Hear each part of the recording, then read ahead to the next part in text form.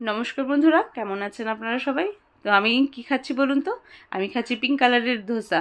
তো কি দিয়ে খাচ্ছি? ভেন্ডি ভাজা দিয়ে। আপনারা দেখে হয়তো হাসবেন।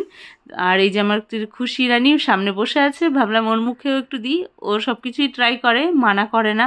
আর খেতে আমাদের হাত থেকে খেতে খুব ভালোবাসে। তো যাই হোক, মেয়েদেরকে বললাম যে ভিডিও করার জন্য অ্যাটলিস্ট গ্রিন চাটনিটা রাখিস, আমি খাবো না। তো ওরা খেয়াল নেই, খেয়ে ফেলেছে। আমি ভেন্ডি ভাজা দিয়েই ধোসাটা খাচ্ছি, আমার কোনো প্রবলেম নেই, আমার এভাবেও খেতে ভালো লাগে। তো যাই হোক, রেসিপিটা চলুন, পিঙ্ক ধোসার রেসিপিটা শেয়ার করি আপনাদের সামনে।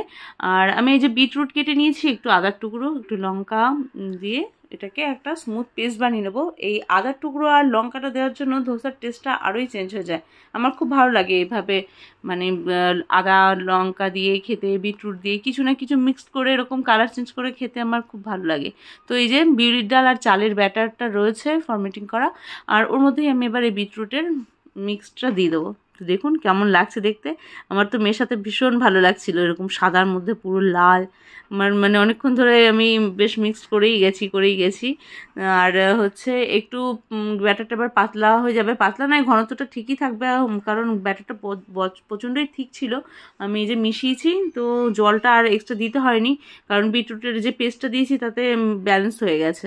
আর ওর মধ্যে আমি এবার নুনও দিয়ে দেবো, দিয়ে ভালো করে মিশিয়ে নেবো। আর আপনারা চাইলে গ্রিন কালারেরও ধোসা বানাতে পারেন, একটু ধনে পাতা পুদিনা পাতাও মিক্স করে, বেশ ভালো লাগে এরকম কালার চেঞ্জ করে করে। আমি তো রুটি বানালে সেগুলোও এরকম চেঞ্জ করে বানাই। তো যাই হোক, আমি এই যে তাওয়াতে একটু অয়েল ব্রাশ করে নিয়েছি, ওর মধ্যে এই যে ধোসাটাকে স্প্রেড করে দেবো ভালো করে। আর বিটরুট দিয়েছি বলে একটু দানা দানা বাজছে, কিন্তু তাতেও অসুবিধা নেই, বাচ্চাদের পেটে একটু তো যাচ্ছে সবজি। আর মানে খেতেও ভালো লাগে।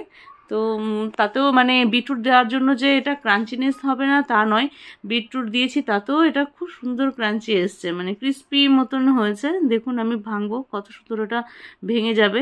তো খেতে খুবই ভালো হয়েছিল। তো রেসিপিটা কেমন হয়েছে আমাকে কিন্তু অবশ্যই কমেন্ট করে জানাবেন। Thank you.